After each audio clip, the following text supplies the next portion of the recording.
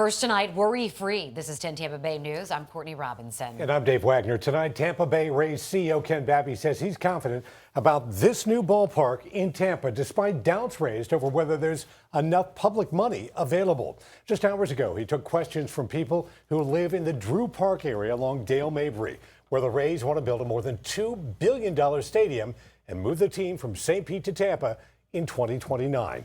10 Tampa Bay News reporter Chris Hurst joins us live tonight from Hillsborough College. And Chris, many at the meeting shared their concerns of using redevelopment agency money to help fund the stadium. Yeah, Courtney, that's because community redevelopment agencies typically use their portion of local property taxes to eliminate blight, not fund a sterling new stadium with shops and acres of condos. Now, City Council tomorrow is expected to delay another vote on allocating $100 million from the CRA here in Drew Park.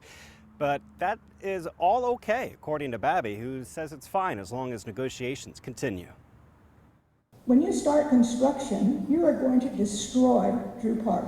Not the warmest crowd for Rays CEO Ken Babby tonight, with residents and members of the Drew Park Citizen Advisory Committee peppering him with problems they have with potentially using nearly $1 billion in taxpayer money to build a new stadium and mixed-use district. I'm very concerned about this deal. I don't understand. CRAs are intended to address blight, and I feel that we're treating this community college as if it's blighted. Another pitch by Babby to the public comes a day after the Tampa Sports Authority sent a letter saying Raymond James Stadium renovations are its top priority, as the Rays want $300 million in tourist tax dollars, which could directly compete with Ray J and the Buccaneers. We believe that there's money for all sports teams, and rising tides lift all ships.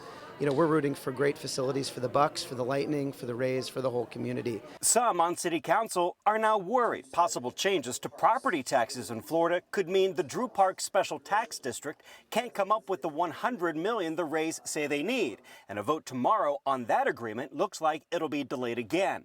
But Babby says it doesn't affect their timeline. It doesn't, as we continue to work forward on definitive documents. When those documents are ready, we'll bring them back to the appropriate bodies for affirmative votes, and look forward to having the support to move finally this project forward. Now, while Babby says talks for that term sheet are still continuing this week, he didn't have an estimate on when a final deal may be ready to be presented for approval. Live in Tampa, Chris Hurst, 10 Tampa Bay News.